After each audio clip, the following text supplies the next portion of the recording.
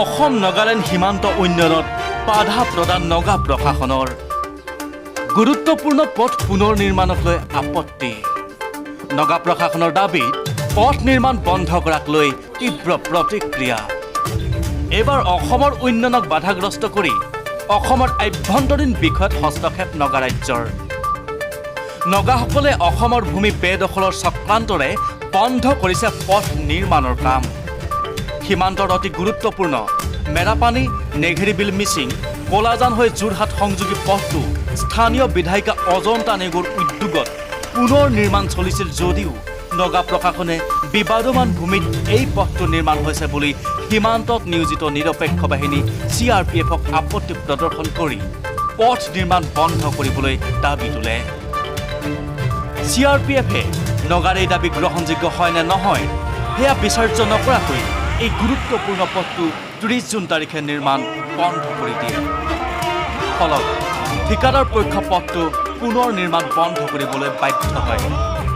এই বিষয়টো পোহৰলৈ অহাত সমগ্ৰ অঞ্চলটোত তীব্ৰ প্ৰতিক্ৰিয়াৰ সৃষ্টি হৈছে গোলাঘাট জিলা ছাত্ৰ সন্থা AJYCPৰ গোলাঘাট জিলা সমিতি ছাত্ৰ মুক্তি আদি বিভিন্ন দল সংগঠনে অসমৰ উন্নয়নত বাধা প্ৰদান কৰা নগাৰ বিৰুদ্ধে অসম চৰকাৰক বলিষ্ঠ ভূমিকা গ্ৰহণৰ দাবী তুলিছে আজি গোলাঘাট জিলা প্ৰশাসনে এই ক্ষেত্ৰত সীমান্ত দণ্ডাধীশ পৰ্যায়ৰ এখন সভা আয়োজন কৰা হ'ব বুলি জানিব পৰা গৈছে 2001 চনতে প্ৰধানমন্ত্ৰী গ্ৰাম্য সড়ক যোজনাৰ অধীনত এই মেৰাপানীৰ পৰা গোলাঘাট হৈ নগাপাত হৈ যোৰহাট সংযোগী এটা গুৰুত্বপূৰ্ণ পথ নিৰ্মাণ কৰা হৈছিল পথটো 2001 চনত নিৰ্মাণ কৰাৰ পাছত জৰাজীৰ্ণ হোৱাৰ কাৰণে পুনৰ মেৰামতি কৰিবলৈ অসম চৰকাৰে টকা আবণ্টন দিলে ইতিমধ্যে ঠিকাদাৰে কাম আৰম্ভ কৰিছিলে সেই মুহূৰ্ততে নাগালেণ্ডে আহি CRPFক তেওঁলোকে পইচা প্ৰদান কৰি এই পথটো বন্ধ কৰিবলৈ ক'লে CRPFৰ ইজনে বৰ্তমান মানে তেওঁ নতুন অজ্ঞতাৰ সুযোগ লৈ নাগালেণ্ডে অসমৰ ভূখণ্ডৰ ভিতৰত থকা এই পথটো তেওঁলোকে বুলি দাবী উত্থাপন কৰিছে আমি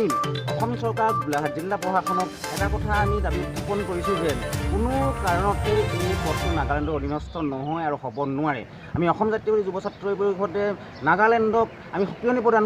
কৰিছোঁ CRPFক আমি সক্ৰিয় প্ৰদান কৰিছোঁ তেওঁলোকে নিৰপেক্ষ বাহিনী হিচাপে ইয়াত আছে অৱস্থিত হৈ আছে তেওঁলোকে নিৰপেক্ষ বাহিনী হিচাপে কাম কৰক তেওঁলোকে আৰু তেওঁ যদি পুনৰবাৰ এই পথটো বন্ধ কৰিবলৈ আহে অসম জাতীয় যুৱ ছাত্ৰ পৰিষদৰ তৰফৰ পৰা তেওঁলোকে তীব্ৰ প্ৰত্যাহ্বানৰ সন্মুখীন হ'ব আমি কোনো কাৰণতে এই পথটো বন্ধ কৰিবলৈ নোৱাৰিম তাৰোপৰি আমি CRPF কামাণ্ডেণ্টক বা গোলাঘাট জিলা প্ৰশাসন অসম চৰকাৰক আমি এটা প্ৰত্যাহ্বান জনাইছোঁ তেওঁলোকৰ যদি সৎসাহস আছে বিশেষকৈ CRPF কামাণ্ডেণ্টৰ যদি সৎসাহস আছে যিটো